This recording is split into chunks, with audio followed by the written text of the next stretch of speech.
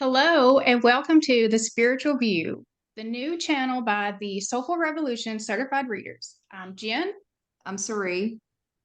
I'm Dawn. I'm I'm Marsha. Angi. Elizabeth. And tonight, what we have for you is a first episode and hopefully a series of sessions that we'll be doing as collective readers. And we're really thrilled. And we'd like to thank MJ for providing this opportunity for all of us, and also Colleen for her work. What we're going to be starting with is a channeled message from Jen. But we're going to talk about the astrology and the energy that's happening on the planet right now for the collective and how it might impact us at a very high and spiritual level. We're then going to talk about the concept of a treasure map. And this is to you as an individual. How do you create and navigate your own treasure map to find your personal path and what you're trying to accomplish as you look for the balance of 2024? We're going to learn a little bit more about the astrology and go around the wheel of astrology. And we're going to talk about each of the houses, and we're going to pull some cards with each of the houses and some guidance and practical tips for you as you are thinking about your own personal treasure map for 2024. So we want it to be fun, light, entertaining, and we as readers are really delighted and excited to be here with you tonight. So we're going to start with Jen, who's going to start with a channeled message to get us going. Over to Jen. All right, thank you. All right, so I did this channeled message just about how best to use the powerful manifestation energy that is coming in with the Zodiacal New Year. All right, so get grounded. As many have experienced already, the energy of 2024 has been quite tumultuous. It's shifting and moving things very quickly with purpose. It's like the dog shaking its wet from its hair. It's breaking free anything that is no longer serving purpose in your life. It is making space for your manifestations to come in. Let your convictions hold you tightly to the path and be an anchor to the 3D at this time. All of the turbulence may have triggered a sense of unsafety and overactivated your root chakra, which is the source of our survival instincts and can keep us living in a state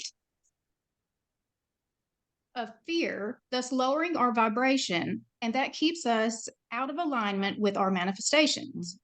Having a solid understanding of what is happening around you, as well as understanding the reasons you feel so strongly called to this path, will keep your mind clear and able to focus and stay present no matter what may pop into your 3D reality at this time. The Shakti energy of creation is flowing high at this time as the world comes to life again with the start of spring, and the sun moves into the fiery energy of Aries.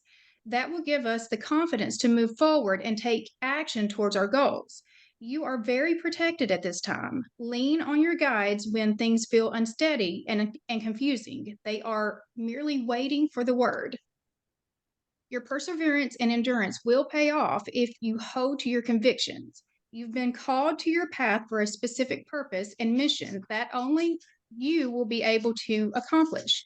If the desire is in your heart, then the vibrational match is out there, and you only need to now align with and match the frequencies to fully bring in the new reality you've been longing for. Wow, those are some great messages. Messages, Jen. And to start us off, to help explain the greater context of the astrology, we're going to ask Dawn to give us an overview of what's coming from the full moon on the 25th and also the solar eclipse in April. Dawn, over to you. Hi, I think that was very well said, Jen. I really want to emphasize the fact that we just can't get around the fact that the nodes are in Aries and Libra. And when we start this new spring and we're at 0 degrees of Aries, we will also be in a sextile with Pluto, which is in Aquarius. So those are going to be energies that are working as part of this transformation for all of us as at a personal level that we are going to be able to utilize.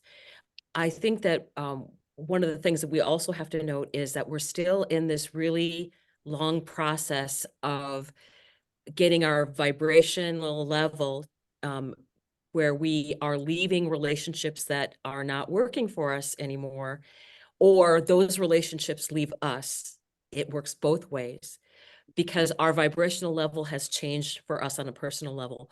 We're learning new things all of the time. We are progressing forward. So one of the things I want to mention is that every year when there is a, because it's a cardinal sign, the house that Aries is in for you is going to be something that gets this punch every year. So in my particular case, I have my house is the 11th house with Aries, and this is my being together with my tribe here now. So it works out perfectly. So whatever that house is for you in your astrology is somewhere where you're going to get that extra punch of energy. And especially because we do have the eclipses here. Now, the very first eclipse is going to be a lunar eclipse, and it's going to be at 5 degrees of Libra. So that is going to illuminate something in our relationships. Again, these are about relationships that are going on that we can then, it's going to be different for everybody, the information that comes in, but then we can use that information when we start with this brand new new moon in Aries that's going to be special for everyone. It's a chance to get a brand new start, and we do have Chiron conjuncted exactly. So this is really about healing the self, healing the self. So I think as you look forward, it's you healing yourself and bringing up that vibrational level, very much like the message that Jenn gave, that we are all going higher in our learning, and that we are then getting the opportunity to meet at this level with other people that are part of our tribe. So I thank the ladies here that I have been very fortunate enough to get a chance to be part of this tribe. And I think everybody is getting that opportunity. And it will continue for the next couple months because we'll be in the Aries and Libra nodes until January 12th of next year. So it's still all a learning process. So just give yourself grace that you are going to be having relationships change. So I will toss this over now to Elizabeth, who's going to be talking about the treasure map and what we can do to create one. So go ahead, Elizabeth. Can I interject with a quick question? Sure. Dawn, what were the dates of that full moon, new moon? Okay, the full moon is on the 25th of March. Now, on the actual Aries date it's kind of straddling between March 19th and March 20th. I'm in Central Time. It's at like 10 o'clock in the evening for me. So depending upon where you are in the world, that'll change. But it's either the 19th or the 20th for that that Aries entering, the sun entering 0 degrees of Aries. The 25th is when we have the Libra full moon, and that's at 5:07 degrees. And then we have the total solar eclipse is on April 8th, and that time, my time is at 13:20. So this is going to be in the afternoon for everyone in the United States that we can see this. But that is on April 8th, and that is a total eclipse. And it's going to be affecting our lives for a long time because it's a long lasting eclipse, and Pluto's involved with it. So it's going to be taking us quite a bit into the future. I have a question for Dawn too before I go into it. So March 25th, full moon lunar eclipse. April 8th, new moon Aries solar eclipse, correct? Yes, yes, yes. And then April 20th is the Jupiter Uranus Conjunction. Okay, thank you. I wanted to be sure because Right. it obviously applies to the treasure map. So yes, and that's something we can cover in the future, I'm sure, that April 20th date, because it's going to be amazing. Yes, that's a show in itself. That'll be so exciting. Okay, so you guys, about treasure mapping, I've never been one to get into vision boards, but that's really the concept here. Let me take these off for a second. discovered this by watching, I have to give full credit to the Astrology Hub, and the host Amanda was with an astrologer named Tracy Cook, and she got the idea from Buzz Meyer. Maybe Dawn's heard of him, back in 1996, who wanted to take it from a corporate idea into the spiritual realm and incorporate astrology and the laws of attraction and manifestation and things like that. So I found it fascinating, and I do have a blog. I know Jen will share lots of resources with everybody. I think there's a picture of my original one, and I didn't follow all the rules I'm going to tell you guys about now, but I started in 2022, and I'll tell you, there's a theory of self-regulation where regular interaction with visual clues like this, where you put it somewhere, maybe you don't want everybody to look at it, however you feel. You can feng shui and put it right on the front door, whatever. Mine was in the closet where I would see it every day.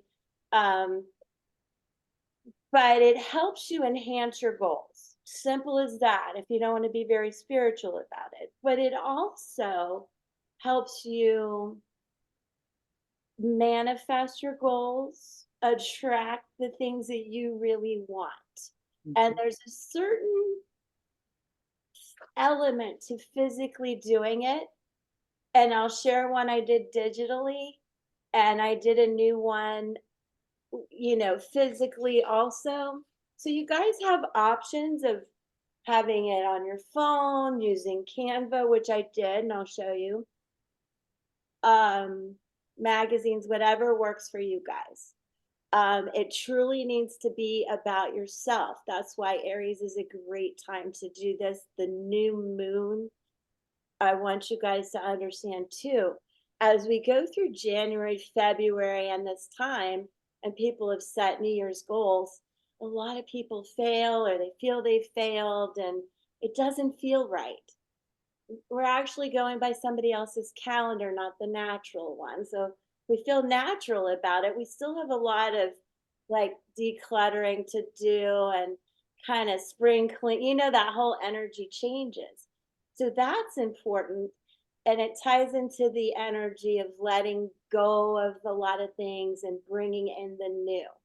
And then the Aries is the fire, so that you can literally see it every day. You don't have to be overwhelmed or think about it constantly, but you get these visual clues, and little by little you put action into it, because that's really key to the law of attraction or the law of manifestation.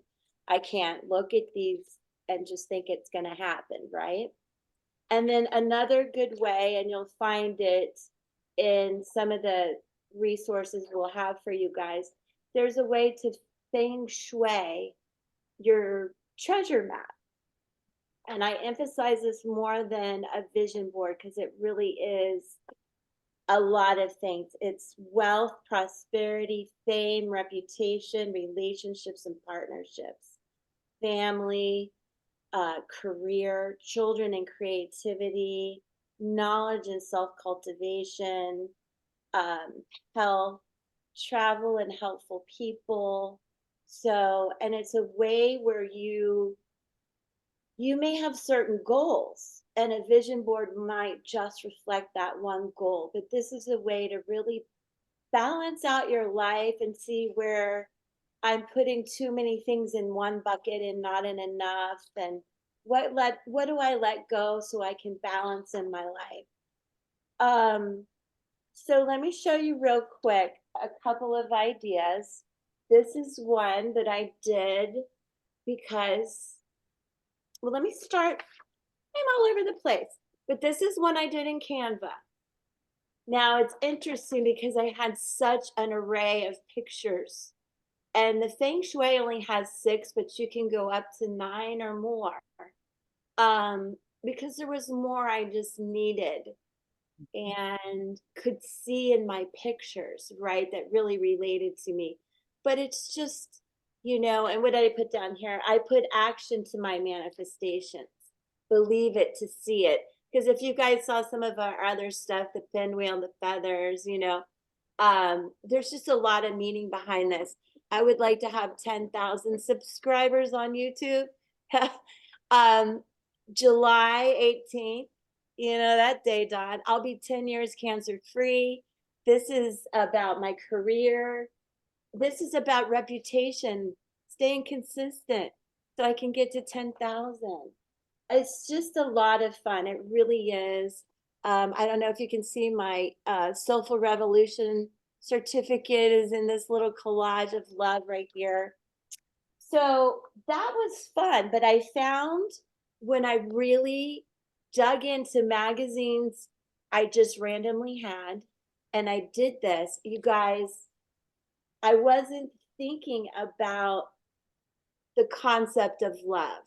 I mean, I was in my life, but the things that I picked out are tying into the concepts of the year. And I hope you all find that intuitively that happens to you. More is less, love, and maybe we'll get to go on a retreat together. I would like to be booked. Just a lot of fun things. But what I did is, you can tell this isn't organized like a digital one, but I did think about all the concepts of feng shui and the ways I would like to enhance my life. And I do want to end with saying, with this time, with the eclipse season, I want you guys to plan this and take a leap of faith in what you're hoping to achieve, because you will be so surprised at how these beautiful visual clues will guide you and balance you and activate you to really reach some of these goals. So Happy New Year. I hope you have fun with it. There's many ways to do it. That is pretty awesome. It's a really holistic view of the vision board, right? Like taking it bigger in your life. I always found when I did vision boards, I was constantly feeling like I was focusing on one area, probably a little selfishly more than others. But that kind of ties into what we're going to do next, and that is pulling some cards. We are tarot readers after all. So, and this spread I ran across several years ago. I don't remember if it was Llewellyn or Biddy Tarot or one of them. At that time, I wasn't really thinking I needed to capture sources. It was my personal, but it is a 12-card spread. It is designed to go around the Zodiacal New Year, beginning in your house. So if you know anything about astrology, the first house will historically is ruled by Aries. And then second house, we're going to move to Taurus. And we've got a PDF that we will leave linked below. And when you look at it, you will see it goes around just like a zodiacal wheel. If we put 0 degrees Aries, it's going to be at that 9 o'clock position. And then it's going to go down and around till you get back up to Pisces. So with that said, I just want to kind of, as an introduction, say, everyone is on a spiritual path. Similar to gravity, whether you know it or not, you're on it. And I have found that this is a way for me to kind of refer back to the year, similar to the treasure map, and just keep spirit goals in each of my houses, not necessarily the week or whatever. What is my overarching message from spirit? And this is a co-creation process. As we kind of said, we've manifested each other here in this collective, and we are creating this together. So as viewers come upon this message, you're drawn to it. Your higher self knows there's something here for you. So trust that, take what you need from it, and then, leave what you don't. So I'm going to go into the first house and the second house, and then we'll pass it on around the group here. The first house, as I said, is ruled over by Aries. And in your first house, no matter what you have in your first house, it is where Aries energy can help you action your goals. So in this regard, we're going to look at what Spirit is saying you need as a support to reach your goals this year, whatever your goal is, whatever you're striving for, however you're going to show up in the world. All right, here we go. We get 8 of Pentacles. And I love this. This is somebody who is working hard, mastering a skill. We've got focus. We want that when we are pursuing our goals. True. And this is also somebody who is not just working for, work's sake. They're really crafting their skill, honing their craft. I certainly feel like in this endeavor, that's what we all have been doing. That's a lot of commitment, showing off your talents, the things you've worked on in self-development realms. I love that for goal setting. Couldn't have probably had a better card come out on that one. I'm also going to pull a card now for our second house. The second house is ruled over by Taurus. These are things that make us feel secure and safe. How we manifest is also going to show up in this card as well. We have challenges. We'll see what we need to do to overcome that. Financial windfalls could be here as well. Money house. Wow. Ace of Cups. Ace of Cups. Well, love, new relationship, companionship. I also look at cups as overflowing with creative endeavors as well. So to me, this is in regard to Taurus. So we're not really looking at love here, but this is overflowing resources. That's how I would kind of view that for sure. Wow, collective. I feel like we're off to a really great start. I'm going to go ahead and hand it over now to Dawn. She's going to take care of the 3rd and 4th houses. Hello, hello. So I look at the 3rd house as very definitely a house of communication. And that's a lot of what Gemini is communication. And it's not just communication, it's also how you think, your thought process, how you communicate with others. So I want to take a look, and I'm kind of looking, well, we'll see what the cards have to say. Oh, here we go. Ready. 10 of Swords. 10 of Swords. So what needs to be finished? What needs to be ending? I think that in this thought process that everybody's having, there's so many changes that are going on that are going to be upcoming that people have to learn how to stop and then move forward. This is one of my favorite 10 of Swords because it's about moving on and not taking all of these negative thoughts with you. You're moving on to a brighter, better day. And you don't have to have all of this energy dragged with you. You're putting an end to self-doubt, the way you're thinking, and you're moving forward. So the next card that I'm going to be drawing it's about the 4th house. And the 4th house is about ancestry, who I am on the deepest level. And it's also about emotion and caring. The 4th house is the most private house that there is because it's the one that we keep that deep, secret, sacred place, that sacred hearth, the Cancer home and hearth. So let's take a look at what the card will be for the 4th house. 4 of Wands, celebration, joy, and you're with others. You are with others in this celebration of love and joy. And a lot of times this can indicate marriage, but for me, it's more about the fact that to me, it's family. This is, and not just family, but we're in this collective all together where we're finding our tribe. And I think that's what this 4th house can be about, is finding that tribe, that people that we feel safe with and loved by. So this ties in very well, I think, with how we can look at things going forward. Is it's not just family, it's loved ones. So I'm going to turn this over to Elizabeth so she can do our 5th and 6th cards. All right, this is amazing, you guys. So I have the 5th house, and it's so great that I got it because it is about creativity, the treasure map, pleasure, the beginnings of new affairs. Ace of Cups can be about love affairs, risk taking, creativity in all aspects too. Arts, performers. You could be a magician, a mathematician, a scientist.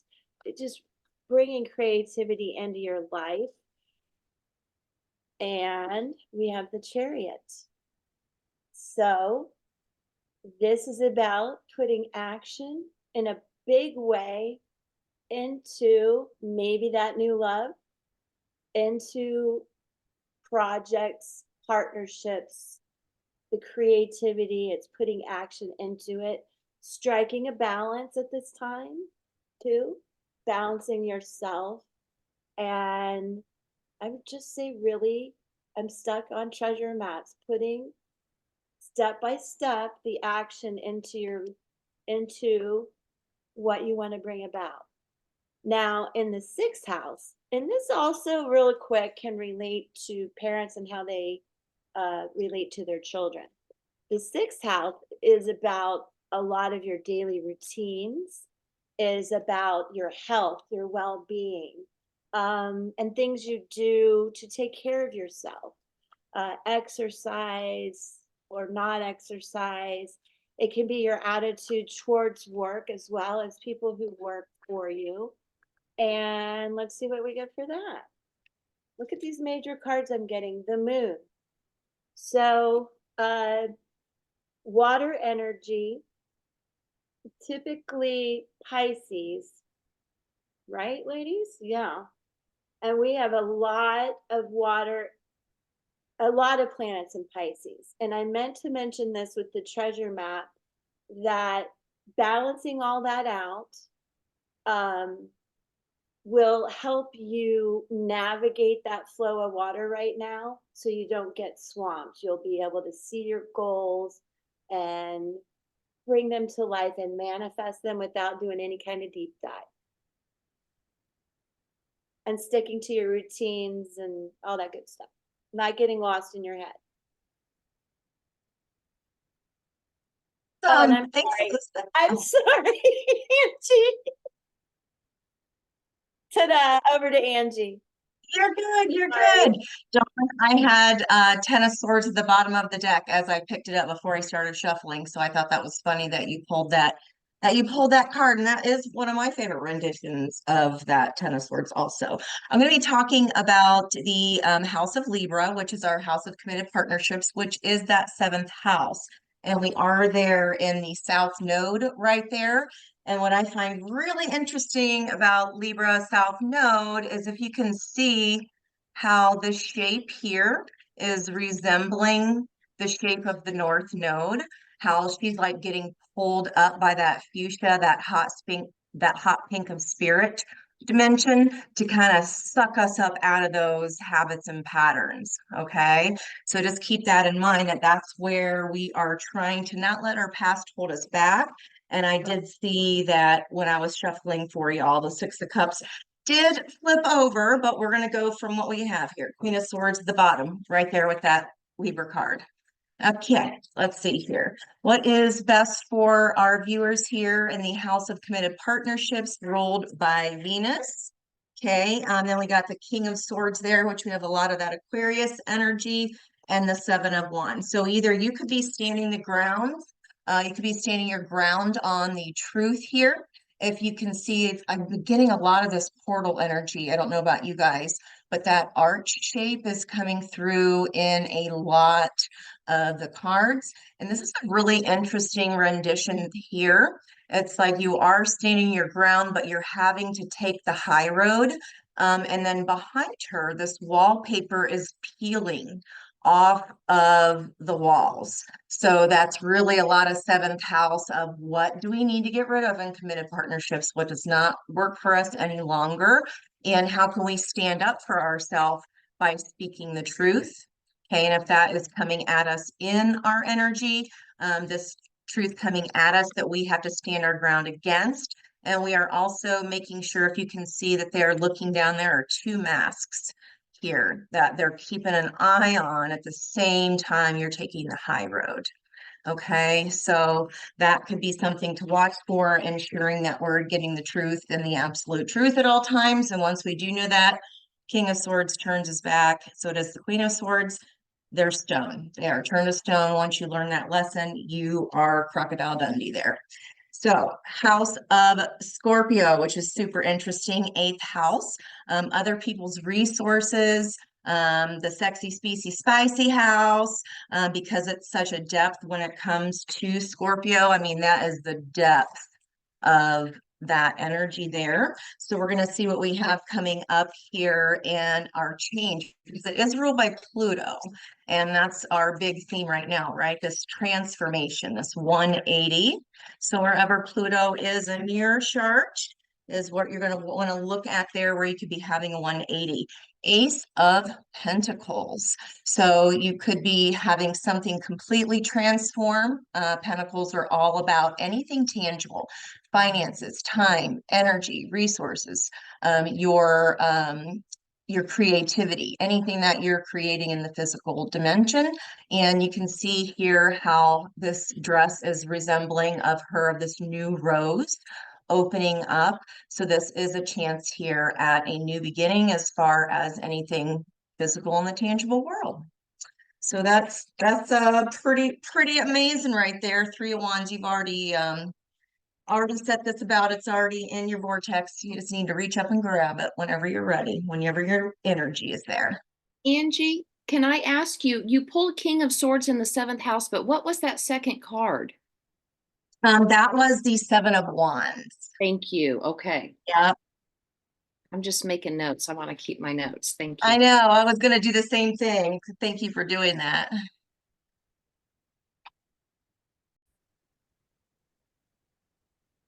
And Ceree, that will be over to you. All right, I'm going to be covering the 9th house in the sign of Sagittarius. And the 9th house is really about expansion, higher level learning. It could also indicate travel. And I love the card that I pulled, because I pulled the Wheel of Fortune. And so if you think about your journey right now in the 9th house, if you're thinking about your expansion, whether it be career, whether it be spiritual, for me, most of us have been going through a complete spiritual transformation. And this is part of all of our roadmaps I can imagine right now. And so if you think about this, it's forward progression, it is destiny, it is meant on your path. So as you're looking at learning and achieving mastery, whether it be spiritual mastery or relationship mastery or forward progress in your life, setting your goals on this treasure map, Spirit saying this is for you, it's on your path, it's destined, and keep going. And I love this card because it's such a positive card of forward momentum, but it also says Spirit's got your back. The next house is the 10th house, which is Capricorn. And this is around career recognition, achievement, accomplishment. And I pulled the Death card. And so the Death card, I love it. And some people, freak out when they get the Death card. But for me, it's such a beautiful card of transformation. So as you look at your career, I think most of us would say we have been going through complete transformations of what used to matter to us, our belief systems of what people told us we had to do, or how we made money, or recognition meant other people recognizing us from the third dimensional perspective. Now we're in a totally new energy. And so as you look at the remainder of 2024 and you navigate your own personal roadmap, what needs to be transformed in your career, and the things that used to be important to be recognized for, or accomplishments or achievements, do they actually really resonate for you anymore? As for me, they don't. And so the personal mastery and knowing within who I am as a soul was the biggest recognition that I needed. And then my career and what I did outside of that was a reflection of the peace within that I have found my soul. So if you think about expansion, mastery, career, most of us are going through a significant transformation and change. Embrace it, accept it, love it, because on the other side of that, you're going to look back and go, oh, wow, that was so huge. So Wheel of Fortune, meant for you, transformation, it's all here waiting for you, and embrace it and lean into it, because the energy is here to allow us to become the best version of ourselves as we move forward. And I think, Jen, you're going to finish this up with the 11th and 12th house. All right, so I've got the 11th and 12th houses, and the 11th house is ruled by Aquarius, and Aquarius is about the collective. And so I pulled the Six of Pentacles. And so I see that as we are having much more balanced connections. We are not going to be people pleasing. We're not going to be over giving. You know, we are making sure that the energetic exchanges are equal value. And then for the 12th house, I got the Star card. And so this is ruled by Pisces, and it's about intuition. For me, we are reconnecting, we're healing our connection to the intuition with stepping into our power, doing what is, you know, getting ourselves aligned with our right frequency and vibration. It's going to help bring that connection closer and get us back in touch with our intuition. All right. So as we look at the wrap up, we wanted just to offer, does anyone have any last comments on the cards that were pulled? And I guess we should ask Marsha, did we do what we were supposed to in terms of going around the wheel? And this is our first collective experience as readers actually using this card pull. So give us some feedback. So I have never done this spread with other readers. And I want to tell you, ladies, I was a little nervous. Like by Wednesday, I wanted to say, let's do something else. Only because I thought we might have a lot of repetition or that there wouldn't be some fluidity. I personally felt cool. it was the exact opposite. And I was so struck by one that we didn't have any repeats. We're all using different decks. You know, we could have got this, but I also was very struck by, and we can go into this later as the year unfolds, or if Dawn, you want to speak to it now. I was just very much struck by that moon card that came out in Virgo time in September. I just thought that was super interesting when we've got Pluto kind of dipping back into Capricorn about that time. Yeah, And as we head into the election season. So I'm going to be watching that very carefully about illusions and hidden stuff coming up. I also had that moon card pop up too, with Mhm. that Pisces energy. And I want to apologize for not mentioning the sixth house is Virgo and Mercury. I think I left that out. So over to Dawn, because that was wild. That fit like a puzzle. There's some major arcana cards in there too. That are beautiful. Right. And I'm just going to flip over to my handy dandy chart here, because one of the things I know very much about that, it's September 17th. And I know that particular eclipse very well, because Pisces, it's going to be at 25 degrees of Pisces, which is for Elizabeth and I, it's going to be basically trining our suns in so it's something that'll be meaningful for us, but definitely we are going to be getting a lot of Mercury energy. Neptune is there. Neptune has a tendency to dissolve things and hide things. And we are also going to be getting ready for the energy of, number one, Capricorn is going back. Pluto's going back into Capricorn.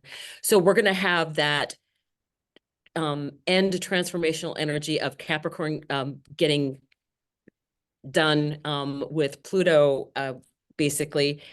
I think there's going to be a lot of, no matter how the election goes, there's going to be a lot of people that aren't going to be happy, 50%. So I think we all have to bear that in mind.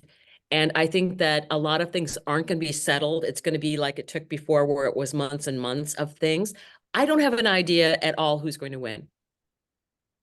Yeah, I thought it was just awesome though that Spirit's already reminding us, be on the lookout. I mean, I know we hear Right, it, right. but this to me is just more confirmation that as we head kind of into that, and the, you know, that kind of significant change with Pluto back and forth. And I think people need to recognize that we are going to need to focus more on our number one, Aries being still in the nodes being in Aries, are on our own personal development. Stay on your And treasure map. Stay on your treasure map. that's right. And then the whole community, local community is what you should be focusing on, because it's the neighbor that lives down the street. Mhm. That's who matters. Right. That's who's going to support you and you're going to support. It's that exchange of energy that, you know, Six of Cups, Six of Pentacles, well, Six of Pentacles, definitely the exchange of energy with other people equally. And you don't have to have money to do that. You don't need money to do that. It's going to be something where people do the exchanges. Mhm. And I think that's very important. But I think definitely it's giving us that also that hope of we're going to be having a Neptune is still going to be in Pisces. I think a lot of things are going to be changing when Neptune leaves. I just into want to say just one more thing that ties in perfectly what you said. What is valuable to us is not going to be money anymore, right? very true. Yeah. That's very, very That's true. great. We'll be wealthy in so many other ways. Mhm. Yeah. This Exactly. is super. This was Well, beautiful. listen, That kind of these blows are me away with the more is less and the love and like I just Mhm. not to tout my treasure map, but I'm like really feeling connected by this thing. that's great. Well, I hope listen, you guys- this is a wrap for this evening. We wanted to thank you. We're trying to keep these under an hour so that we are very conscious of your time as the viewer. We want to thank everyone for being here. But as you look at your takeaways, we're going to post some materials that we reference in this conversation for you after the video, and we will post that in its Soulful Revolution, the community page, correct? Yeah, well, I'm going to post it down in the description box below. And then I don't think I'll put another one on the Soulful Revolution. But you will have access to it for those of you who've been watching. And again, I think we've had some great channeled messages that we started with. Dawn was fabulous in describing the energy and the astrological perspective of what's actually happening in the here and now. We appreciate Elizabeth, the roadmap, because I think that it gives everyone personal inspiration to follow their hopes and dreams during this amazing time. Marsha, with introducing the walk around the zodiac and the astrology behind each of the houses, was a great spread for all of us to practice with. And it was our first time collectively. So we're really excited to do it. And Angi for being here as well, being a part of this. So we're going to leave you now. We're part of your Soulful Revolution certified reader team. We're very humbled and thrilled to be with you this evening. Stay safe. Lean into your dreams, lean into what you want. And I think these are powerful messages during this great time of transformation on our planet. We're sending lots of love and light to everyone who's with us. And again, thank you again for being with us this evening. Thank you, guys. Y'all did amazing. Much love. Thank you. Thank you.